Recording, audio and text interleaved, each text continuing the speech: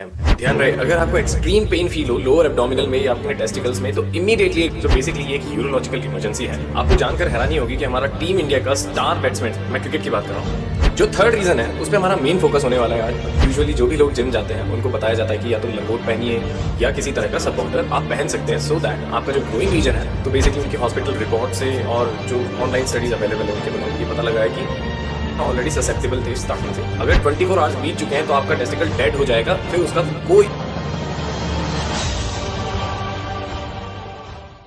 India में 8 से 10 million ऐसे मेल्स हैं जो किसी न किसी तरह के जिम या कोई फिटनेस फैसिलिटी में जाते हैं। ऐसे में इंजरी के चांसेस भी बहुत बढ़ जाते हैं। तो आज उन्हीं इंजरीज में से एक इंजरी जिसका नाम है टेस्टिकुलर टॉर्जन, उसके बारे में हम बात करेंगे। तो आइए समझते हैं टेस्टिकुलर टॉर्जन होता क्या है। सबसे पहले इस डायग्राम को देखिए। तो जैसा कि इस वीडियो डायग्राम में दिखाया गया है, जो इम्पैक्टेड टेस्टिकल है स्क्रोटम में रोटेट या ट्विस्ट हो जाती है। ऐसे में टेस्टिकल से अटैच्ड आर्टरी और वेन्स भी ट्विस्ट हो जाने के कारण ब्लड सप्लाई पार्शियली और एक्सट्रीम सिचुएशंस में पूरी तरह बंद हो जाता है। धीरे धीरे टेस्टिकल एक ऐसी स्टेट में पहुंच जाता है जिसे नेक्रोसिस कहते हैं। आप एनिमेशन की मदद से इसे समझ सकते हैं। आपको ये जानकर हैरानी होगी कि हमारे इंडियन मेंस क्रिकेट टीम का स्टार बैट्समैन तिलक वर्मा खुद इस इंजरी से इम्पैक्ट हो चुका है। Tilak Varma throughout his career injury prone रहे हैं। India star batter Tilak Verma has undergone an emergency surgery after being diagnosed with testicular torsion. तो जनवरी के फर्स्ट वीक में 7 जनवरी स्पेसिफिकली तिलक वर्मा विजय हजारे ट्रॉफी खेलते टाइम पे टेस्टिकुलर टॉर्जन से इम्पैक्ट हो गए। रीजन बताया जाता है कि तिलक वर्मा ऑलरेडी इस पर्टिकुलर डिजीज से इम्पैक्ट हो चुके हैं। तो अब जानते हैं यूजुअली होता कैसे है। वैसे तो टेस्टिकुलर टॉर्जन होने के कई कारण हैं, लेकिन आज हम बात करेंगे उन 3 कारणों की जो सबसे ज्यादा कॉमन है। तो सबसे पहला है बेल क्लैपर डिफॉर्मिटी। एक छोटे वीडियो से समझते हैं कि बेल क्लैपर डिफॉर्मिटी क्या होती है। नॉर्मली जो टेस्टिकल की पोजीशन है वो वर्टिकल होती है और ट्यूनिका वेजिनालिस नाम की एक मेम्ब्रेन से फिक्स होती है।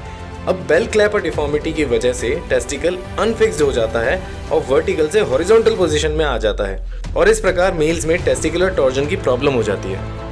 जो सेकंड रीजन है वो है रैपिड टेस्टिकल ग्रोथ। इसमें बेसिकली जो टेस्टिकल का साइज है वो अनरियलिस्टिकली ग्रो करने लग जाता है। उस पर्टिकुलर ग्रोथ के दौरान ही जो स्पर्मेटिक कॉर्ड है उसके ट्विस्ट होने के चांसेस बहुत ज्यादा बढ़ जाते हैं। अब एक थर्ड रीजन भी है जिसकी वजह से टेस्टिकुलर टॉर्जन के बहुत सारे केसेस रिसेंटली अभी आइडेंटिफाई हुए हैं। तो वो है कोई फिजिकल एक्टिविटी या कोई इंड्यूस्ड ट्रॉमा।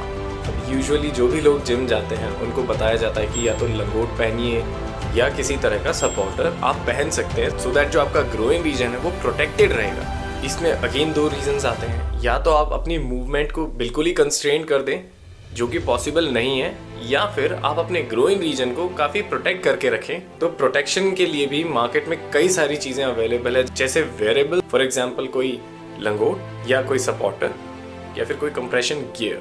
अब तिलक वर्मा के केस में आप लोग कहेंगे कि तिलक वर्मा तो खुद एक बैट्समैन है, तो उसने एथलेटिक कप तो जरूर पहना होगा, फिर उसके कैसे हो गया।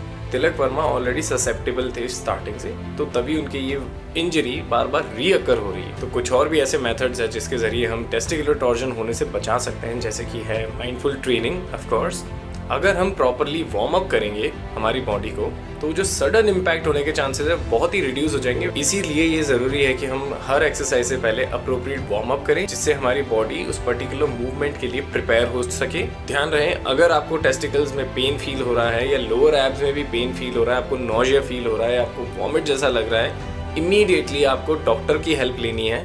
अब इसमें टाइम एक बहुत ही मेजर कॉन्स्टिट्यूएंट है।